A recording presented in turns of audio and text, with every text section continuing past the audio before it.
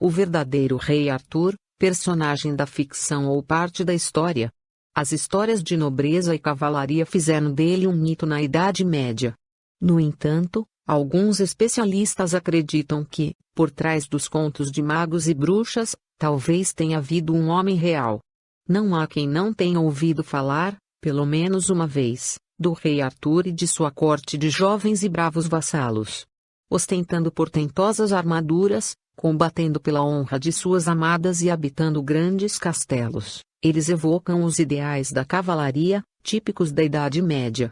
Da literatura às óperas, das artes plásticas ao cinema de Hollywood, poucos personagens mereceram tanta atenção e tornaram-se tão conhecidos.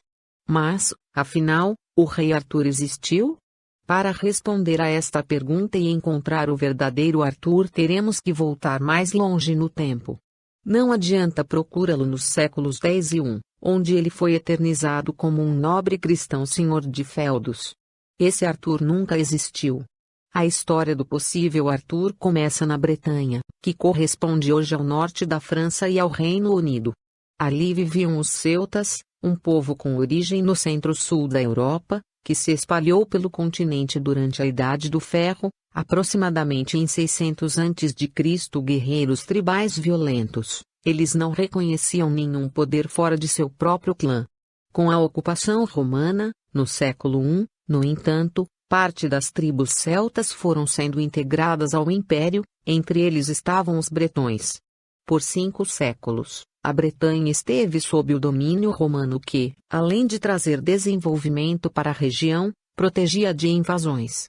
Com o declínio do império, Roma passou a retirar suas legiões e, no início do século V, os bretões tornaram-se alvo do ataque de pictos e escotos, tribos também de origem celta que habitavam o norte da ilha, onde hoje é a Escócia e a Irlanda. Mas vinha pelo mar as maiores ameaças à paz na Bretanha: anglos, jutos e saxões, povos de origem germânica. O guerreiro bretão desde o abandono das legiões romanas, os bretões vinham sofrendo derrotas e o avanço anglo-saxão parecia irreversível. Se haveria um herói na história desse povo, era uma boa hora para ele aparecer. Isso teria acontecido em 517, na Batalha do Monte Badon, na qual os bretões conseguiram uma vitória decisiva contra os invasores. De fato, a arqueologia comprova que na época que sucede a batalha, as invasões na Bretanha diminuíram e as tribos puderam desfrutar de uma certa paz que duraria algumas décadas. Se Arthur existiu, ele provavelmente combateu em Monte Badon.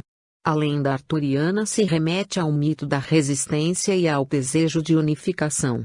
E a batalha em Badon é o único momento histórico comprovado em que isso de fato ocorreu, diz Adriana Zerer, historiadora da Universidade Federal Fluminense, Rio de Janeiro. Essa é a primeira coincidência entre mito e história. Mas o certo é que o Arthur de Monte Badon seria completamente diferente daquele que conhecemos pelos livros e filmes. Os guerreiros da época eram extremamente violentos. Suas armas eram as espadas de ferro, uma curta e leve, outra pesadíssima e com quase 1 metro de lâmina, machados rombudos e escudos. Os combates eram travados no chão, em meio a um corre-corre danado. As lutas eram corporais e rápidas, a estratégia era acertar uma forte pancada na cabeça ou nas costas do inimigo e derrubá-lo. Aí, a vítima não tinha mais chance. Com uma espada mais curta e leve, ela era cortada preferencialmente na garganta, e deixada para sangrar e morrer, conta Ricardo Costa, historiador da Universidade Federal do Espírito Santo, UFES. Os celtas usavam cavalos para tração, mas raramente para montaria. Nas batalhas, isso simplesmente não ocorria. Os combates eram comuns na Bretanha decadente do século V. O padrão de vida proporcionado pelo Império Romano, com construções de pedra e até aquecimento central, foi decaindo. A vida era extremamente rústica e as estradas que ligavam as cidades foram estragando, isolando as tribos. Os bretões não tinham unidade social ou religiosa, os clãs pouco se visitavam, não celebravam datas sagradas e mal comerciavam entre si, com exceção de trocas envolvendo cereais, roupas e calçados de couro. Viviam desconfiados de seus vizinhos, em clima de instabilidade política. As alianças entre os clãs eram raras, as disputas por território, ou qualquer outra diferença, geralmente se resolviam no braço. A maioria das pessoas eram camponeses vivendo uma vida muito simples, em casas de pau a pique. As moradias tinham um buraco no teto para sair a fumaça e o fogo era usado tanto para cozinhar carnes e cereais quanto para esquentar o ambiente. A faca era praticamente o único utensílio, garfos e colheres eram raros, e um chifre oco era usado como copo para beber. A elite que escapava dessa pobreza era composta por alguns bretões romanizados, que desfrutavam de um conforto um pouco maior, vivendo em habitações fortificadas de pedra e de madeira, que chegavam até a importar produtos finos como vinho. Era nesse grupo de privilegiados que se formavam os guerreiros, e Arthur teria vivido entre eles, onde aprendeu a usar a espada e a lança. Essas são as poucas provas que a arqueologia conseguiu para reconstituir o mundo arturiano. A maioria dos artefatos do período, como objetos de madeira e tecidos, se decompuseram nos pântanos da região e a única coisa que sobrou mesmo foram os buracos da fundação das casas. No século passado houve um grande esforço para descobrir alguma coisa que comprovasse o mito de Arthur. Em 1930, o arqueólogo Raleigh Rafford, em missão oficial patrocinada pelo Ministério Britânico, escavou o castelo de Tintagel, em Northern Cornwall, a 200 quilômetros de Londres. Acreditava-se que aquele seria o local onde Arthur nascera. As pesquisas confirmaram que o local havia sido uma fortificação no século VI. Foram encontrados puts e vasos de cerâmica importada, indicando que se tratava de um raro entreposto comercial. Depois de 20 anos de trabalhos, a arqueologia não conseguiu provar que Arthur foi concebido ali, mas mostrou que foram usados fatos reais na narrativa sobre ele, afirma Geoffrey Aze, historiador da Universidade de Cambridge, Inglaterra, e autor do livro A Descoberta de Rei Arthur.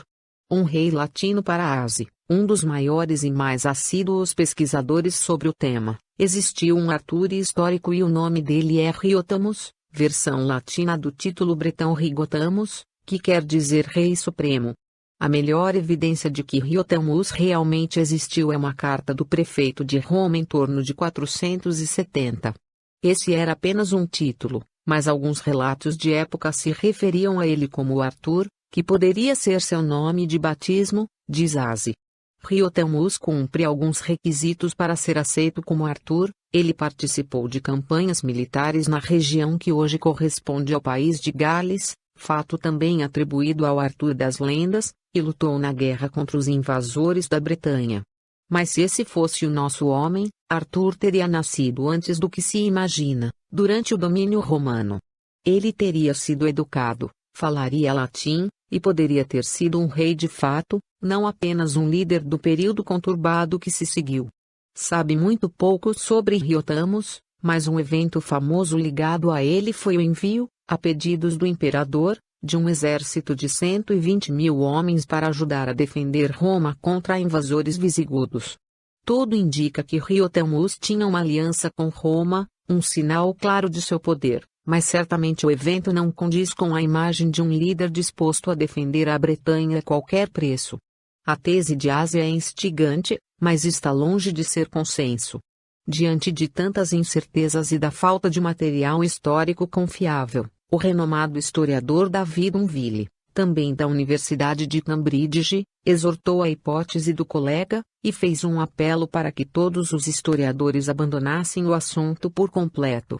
O pedido funcionou e, nos últimos 20 anos, praticamente nenhum historiador da academia se aventurou a descobrir a identidade secreta do rei. Um detalhe da mesa redonda em Winchester Great Hall mostra o rei Arthur / crédito. Getty Images. A Batalha de Badon foi o evento fundador do mito de que um líder bretão voltaria para unir todos os clãs contra os invasores. Se Arthur, entanto, sabemos que depois dela, as lendas sobre esse guerreiro só aumentaram.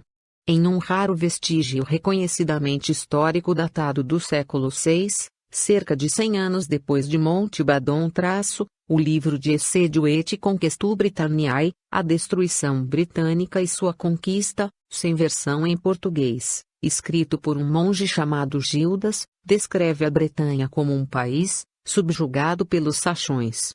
O religioso protesta contra os líderes locais, que faziam alianças com os estrangeiros para enfrentar escotos e pictos do norte, o que acabou abrindo espaço para a invasão. No fim, ele clama pela volta do guerreiro que havia vencido a Batalha de Badon. O único detalhe é que o nome desse líder não era Arthur, mas Ambrósio Aurélio. Arthur mesmo, com esse nome, só apareceu no século IX, num relato conhecido como Historia Britonum, História dos Bretões, e atribuído a outro monge, Nennius. Ele conta 12 grandes vitórias de um líder corajoso e inteligentíssimo chamado Arthur, que teria colecionado vitórias sobre os saxões, culminando com o triunfo em Mountbatten. Na década de 70, linguistas e historiadores reviraram a obra de Nennius e não restou dúvida para ninguém de que ela é baseada no texto de Gildas. No entanto, a obra de Nennius apresenta novos componentes retirados de lendas celtas e galesas. Ele conta, por exemplo, que em uma batalha, Arthur teria matado 940 inimigos com um só golpe. Essa era uma forma tradicional nas narrativas celtas, incluir feitos obviamente inverídicos fazia crescer a fama do guerreiro. A maior novidade acrescida por Nennius, o nome Arthur, também tem uma referência na mitologia celta, uma coletânea de lendas sobre antigos heróis galeses chamada Mabinogion fala de um líder chamado Arthur. Só em 1470 foi publicado o romance que daria ao rei Arthur seu acabamento final, que conhecemos hoje. Li Morte de Arthur, A Morte do Rei Arthur, sem versão em português, de Thomas Malory, reuniu todos os elementos anteriores para produzir uma narrativa coerente, onde todas as versões se encaixavam para dar aos britânicos o seu herói. O que ficou, afinal, foi um homem valoroso, de inegáveis força e senso de justiça. É como Arthur vive no imaginário de seu povo e acabou sendo assim no mundo todo.